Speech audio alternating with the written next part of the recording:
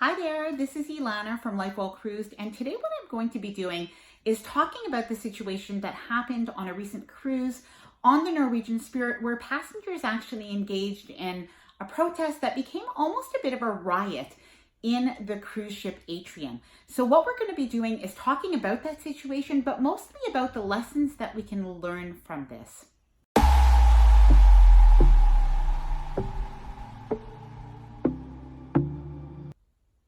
So you may have heard of the situation that happened on a recent cruise.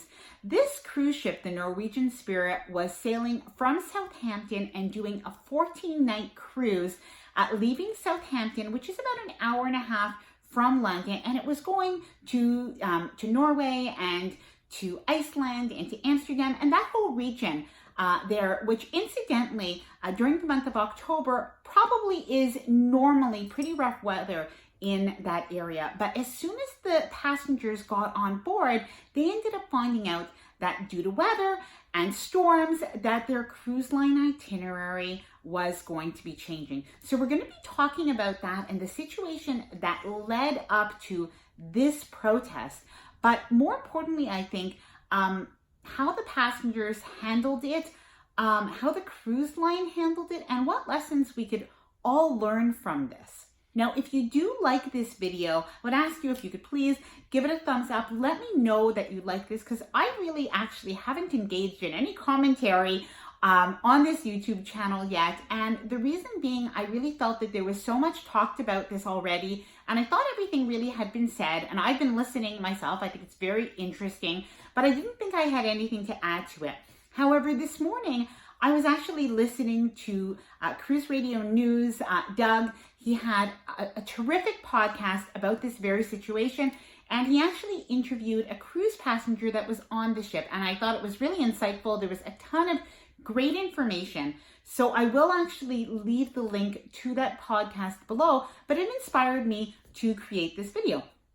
So I will get started on that. And what I wanted to talk about was the cruise line contract, what passengers can expect in the cruise line contract, what our rights are as passengers. Also, if the cruise line, given the situation, could they have handled things differently? Even still keeping in mind the cruise line contract, could they have handled anything differently with the cruise passengers on board and with things once passengers started to protest? And finally, what lessons that we can learn in terms of how to handle things when we do have a complaint on a cruise ship, and what we should do even in cruising when the itinerary just might change. So let's get started. So firstly, to give a bit of a backstory of this cruise ship left Southampton, which is about an hour and a half from London, and their cruise line itinerary quickly was changing. According to cruise passengers, their cruise line itinerary did change, but they had a series of changes, which made it a little bit frustrating for them to plan as they were coming into port. Oftentimes 15 minutes or so before they would arrive at the port, they would find out that they wouldn't be able to arrive, and their port day might have been substituted by a sea day and then another sea day. And, then they didn't get to ports that they thought they would go to, and other ports happened. So all in all, passengers were frustrated about this situation.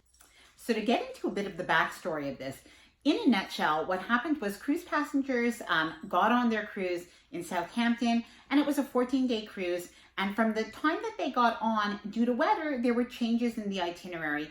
And it seems that from the point of view of the passengers, they were very frustrated because the itinerary was changing, and they felt that there was a lack of communication because they weren't getting the information about cruise port changes sort of in a timely manner. And this was affecting if they had booked private excursions and things like that. And they were also getting a lot of rough seas, which is something that just seems to happen, obviously, when there are storms in the area. So I don't think this was anybody's fault, but it did lead to a lot of frustrations. So basically, by the time day 10 came around, passengers seemed to have, at least some of them, had sort of a final straw kind of feeling where they were really disgruntled, and some passengers staged a protest in the atrium. The protest turned sort of to really high levels, screaming, yelling matches, even with the manager.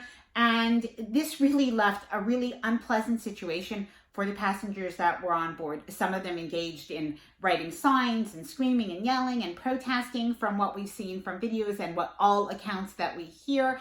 And of course, other passengers didn't want to be involved in this and were really not happy with the way the situation was handled. So that's what we're going to talk about now.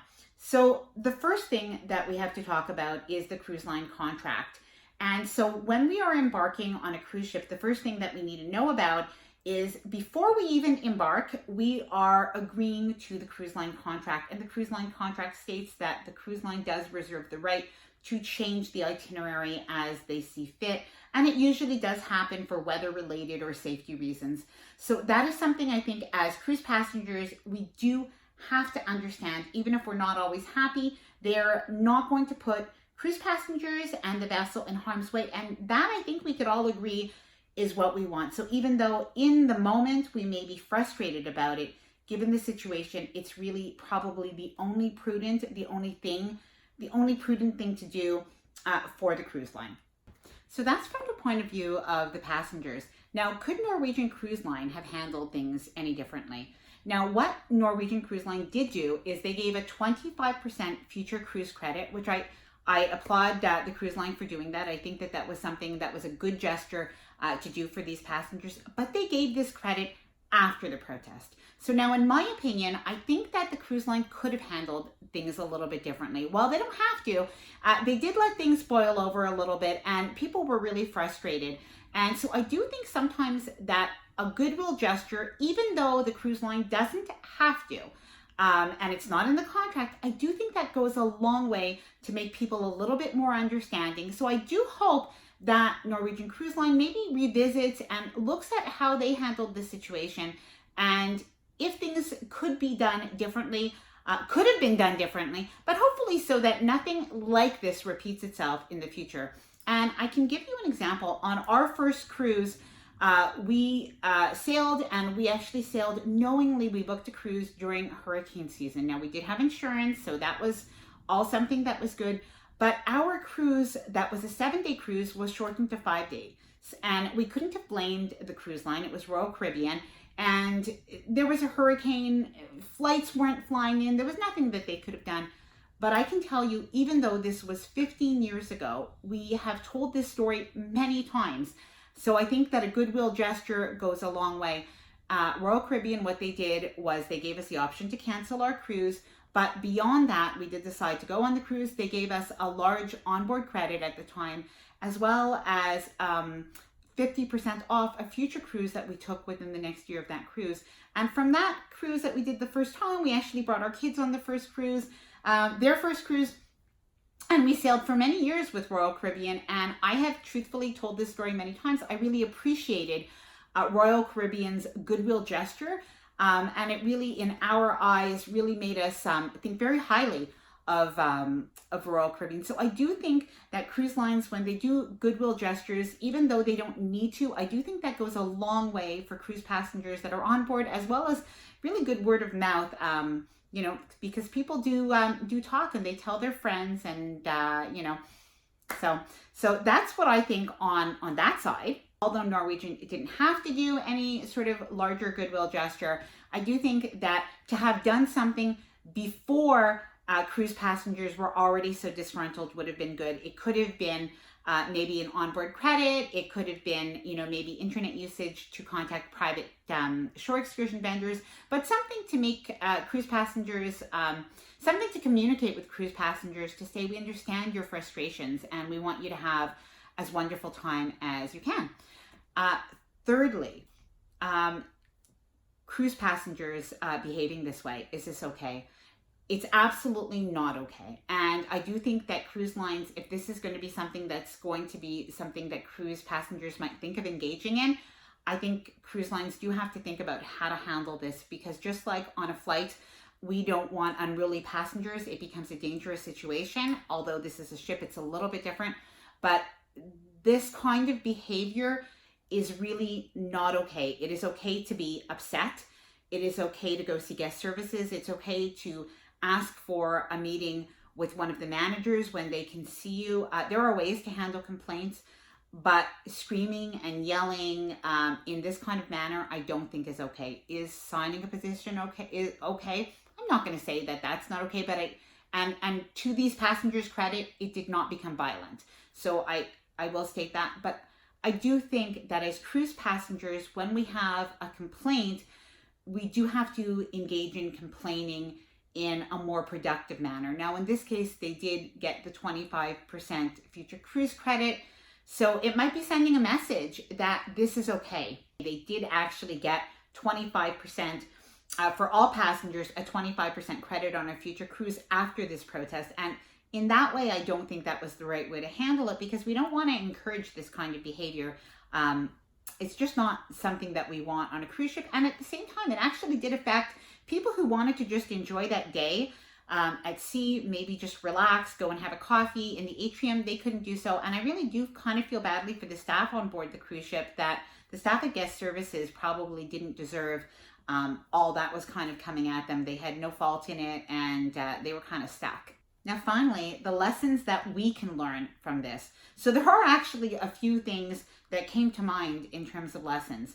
One is that weather affects cruises. So I do think when we as cruise passengers book cruises that are in the shoulder season or during hurricane season, as I myself did for my first cruise, that we are taking a risk. And I do think that we have to be aware of that before we take the cruise. So if that is not something that we want to do, then I don't think that that is the best time for us to take the cruise. And I would say, if you're really adamant on going to cruise ports, if that's very important to you, if it's your dream cruise, then definitely choose the best time of the year to go there. It's still not a guarantee, but you have a greater chance of going to those ports that are really important to you. Shore excursions. Now, some of the cruise passengers had stated that they had shore excursions booked, and that was a big frustration because maybe they lost out on the money they had paid for shore excursions when they couldn't get in touch with the vendors in a timely manner. So something to think about is, if you are booking excursions and you are on a cruise, is, well, first of all, you can book them with the cruise line. That way, obviously, if they're not heading into the port, you're not going to be penalized. You're only going to be charged for your excursions when you do go to that port. But otherwise, you can still book your private shore excursions, but do find out what the policy is. Many shore excursion companies, many local vendors will actually only charge you when you arrive there, or maybe they'll take a deposit, or they'll actually issue you a refund should your cruise ship not be able to come into port. But do know that before you take your cruise, before you book that. So that's something else, a lesson that we can learn from this. Finally, if you are on a cruise and your itinerary gets changed, don't let it ruin your holiday. Unfortunately, in this situation, I really feel for these passengers, because they had an itinerary that really changed heavily. They had a lot of days where it was very rough. So it doesn't seem like it was the most pleasant of cruises. It was just the way it was.